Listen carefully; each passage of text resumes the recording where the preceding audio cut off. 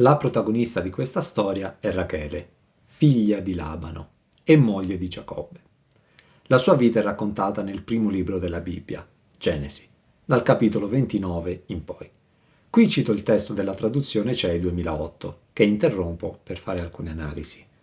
La solita premessa è che in quanto patto narrativo non ho alcun interesse nel distinguere la verità dalla fantasia, ma solo quello di analizzare nel modo più oggettivo possibile cosa c'è scritto nel testo e come. Iniziamo. Egli, Giacobbe, stava ancora parlando con loro, con altri pastori, quando arrivò Rachele con il bestiame del padre. Era infatti una pastorella. Quando Giacobbe vide Rachele, figlia di Labano, fratello di sua madre, insieme con il bestiame di Labano, fratello di sua madre, Giacobbe, fattosi avanti, fece rotolare la pietra dalla bocca del pozzo e fece bere le pecore di Labano, fratello di sua madre. Labano, lo avrei capito, era fratello di sua madre, della madre di Giacobbe, era quindi lo zio, primo grado. Le sue figlie, Lia e Rachele, erano quindi sue cugine di primo grado. La frase fratello di sua madre è già stata ripetuta 3 volte. Poi Giacobbe baciò Rachele e pianse ad alta voce. Giacobbe rivelò a Rachele che egli era parente del padre di lei, perché figlio di Rebecca. Allora ella corse a riferirlo al padre. Quando Labano seppe che era Giacobbe, il figlio di sua sorella, gli corse incontro, lo abbracciò, lo baciò e lo condusse nella sua casa. Ed egli raccontò a Labano tutte queste vicende. Allora Labano gli disse: «Davvero tu sei mio osso e mia carne». Così restò presso da lui per un mese. Poi Labano disse a Giacobbe: «Poiché sei mio parente, dovrai forse prestarmi servizio gratuitamente? Indicami quale deve essere il tuo salario». Non ho tagliato parti del racconto, succede proprio così. Di colpo Giacobbe prima bacia sua cugina di primo grado, poi piange e poi gli rivela che sono cugini di primo grado. Allora, dato che era stata appena baciata dal cugino di primo grado, ella corse a riferirlo al padre. La reazione dello zio fu quella di baciare anche lui a sua volta il nipote di primo grado. Mio osso e mia carne è palesemente citazione di ciò che Adamo disse ad Eva, formata da una delle costole. Come riporta questa traduzione, osso delle mie ossa, carne della mia carne. Come mai vorrà essere ripagato Giacobbe per il lavoro che svolgerà per Labano? Ora Labano aveva 2 figlie, la maggiore si chiamava Lia e la più piccola si chiamava Rachele. Lia aveva gli occhi smorti, mentre Rachele era bella di forme e avvenente di aspetto. Perciò Giacobbe si innamorò di Rachele. Disse dunque: «Io ti servirò 7 anni per Rachele, tua figlia minore». Rispose Labano: «Preferisco darla a te piuttosto che a un estraneo. Rimani con me». Così Giacobbe servì 7 anni per Rachele. Gli sembrarono pochi giorni, tanto era il suo amore per lei. L'unico aspetto che viene descritto delle 2 figlie di Labano è quello fisico. E dato che Lia è connotata negativamente e Rachele positivamente riguardo al solo aspetto fisico, perciò Giacobbe si innamorò di Rachele. Insomma, dato che una aveva gli occhi smorti e l'altra era bella di forma e avvenente di aspetto, perciò, allora, per questo, Giacobbe si innamora di quella più giovane e più bella. In cambio di servirlo 7 anni, Labano accetta di dargli la figlia minore, Rachele, come salario. Non perché Giacobbe fosse innamorato di lei, come appena dopo c'è scritto. La motivazione detta dal padre è: preferisco darla a te piuttosto che a un estraneo. Rimani con me. Poi Giacobbe disse a Labano: «Dammi la mia sposa, perché i giorni sono terminati e voglio unirmi a lei». Allora Labano radunò tutti gli uomini del luogo e diede un banchetto. Ma quando fu sera, egli prese la figlia Lia e la condusse da lui, ed egli si unì a lei. Labano diede come schiava alla figlia Lia la sua schiava Zilpa.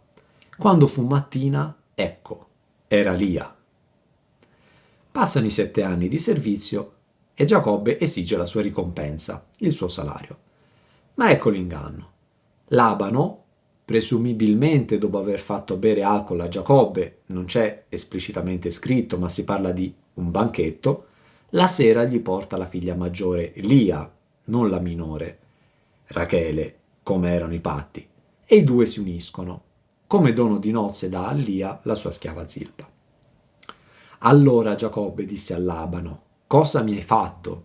Non sono stato al tuo servizio per Rachele? Perché mi hai ingannato?» Rispose Labano: «Non si usa far così dalle mie parti, dalle nostre parti. Non si dà in sposa la figlia più piccola prima della primogenita. Finisci questa settimana nuziale, poi ti darò anche l'altra per il servizio che tu presterai presso di me, per altri 7 anni». E così fece Giacobbe. Terminò la settimana nuziale e allora Labano gli diede in moglie la figlia Rachele. Labano diede come schiava alla figlia Rachele la sua schiava Bila. Giacobbe si unì anche a Rachele e amò Rachele più di Lia. Fu ancora al servizio di lui per altri 7 anni. Giacobbe chiede spiegazioni dell'inganno e Labano risponde che dalle nostre parti prima diamo in moglie la figlia maggiore, ma non c'è nessun problema. Finisci la settimana nuziale con lei e poi puoi sposarti anche la figlia minore. Però poi lavorerai per altri 7 anni. Come dono di nozze dà a Rachele la sua schiava Bila. Ora il Signore, vedendo che Lia veniva trascurata, la rese feconda, mentre Rachele rimaneva sterile. Così Lia concepì e partorì un figlio e lo chiamò Ruben, perché disse: «Il Signore ha visto la mia umiliazione, certo, ora mio marito mi amerà». Concepì ancora e partorì un figlio e disse: «Il Signore ha udito che io era trascurata e mi ha dato anche questo», e lo chiamò Simeone.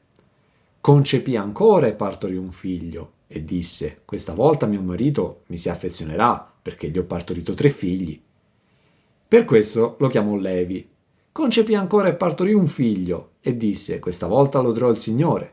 Per questo lo chiamò Giuda e cessò di avere figli. 4. Giacobbe amò Rachele più di Lia. Quindi il Signore, vedendo che Lia veniva trascurata, la rese feconda, mentre Rachele rimaneva sterile. Non approfondisco il significato dei nomi dati, ma per intervento del Signore, l'amata Rachele non ebbe figli, mentre la trascurata Lia ebbe 4 figli maschi, riferendo esclamazioni quali: «Questa volta mio marito mi si affezionerà perché gli ho dato 3 figli e poi gliene darà anche un quarto». Rachele, vedendo che non le era concesso di dare figli a Giacobbe, divenne gelosa della sorella e disse a Giacobbe: «Dammi dei figli, se no io muoio». Giacobbe si irritò contro Rachele e disse: «Tengo forse io il posto di Dio, il quale ti ha negato il frutto del grembo?» Allora ella rispose: «Ecco la mia serva Bila, unisciti a lei, partorisca sulle mie ginocchia, così che, per mezzo di lei, abbia anch'io una mia prole». Così ella gli diede in moglie la propria schiava Bila e Giacobbe si unì a lei. Bila concepì e partorì a Giacobbe un figlio. Rachele disse: «Dio mi ha fatto giustizia e ha anche ascoltato la mia voce dandomi un figlio». Per questo ella lo chiamò Dan. Bila, la schiava di Rachele, concepì ancora e partorì a Giacobbe un secondo figlio. Rachele disse: «Ho sostenuto contro mia sorella lotte tremende e ho vinto, e lo chiamerò Neftali». La prima gelosia verso la sorella trascurata dallo stesso marito, che però gli aveva già dato 4 figli maschi, porta Rachele a chiedere a Giacobbe di unirsi alla sua schiava Bila.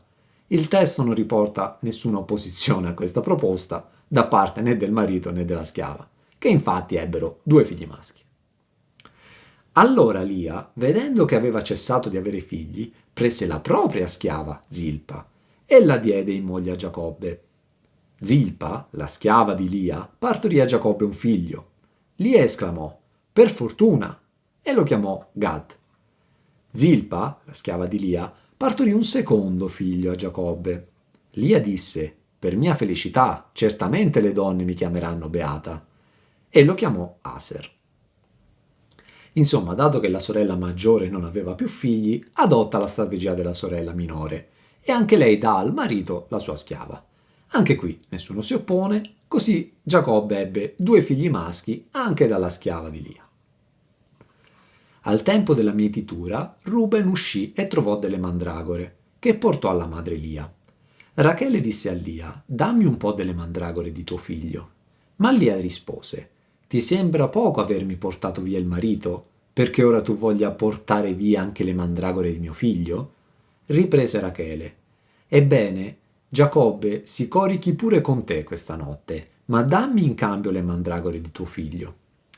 La sera, quando Giacobbe arrivò dalla campagna, Lia gli uscì incontro e gli disse: «Da me devi venire, perché io ho pagato il diritto di averti con le mandragore di mio figlio». Così egli si coricò con lei quella notte. Il Signore esaudì Lia, la quale concepì e partorì a Giacobbe un quinto figlio. Lia disse: «Dio mi ha dato il mio salario perché ho dato la mia schiava a mio marito». E lo chiamò Issacar. Lia concepì e partorì ancora un sesto figlio a Giacobbe. Lia disse: «Dio mi ha fatto un bel regalo, questa volta mio marito mi preferirà perché gli ho partorito 6 figli». E lo chiamò Zabulon. In seguito partorì una figlia e la chiamò Dina. Il primo figlio di Lia, Ruben, portò delle mandragore, radici di una pianta usata per favorire la fecondità delle donne.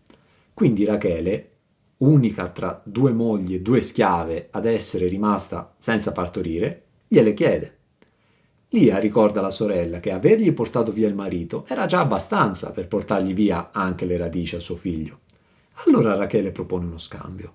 Tu mi dai le radici e io ti do mio marito. Lia accetta.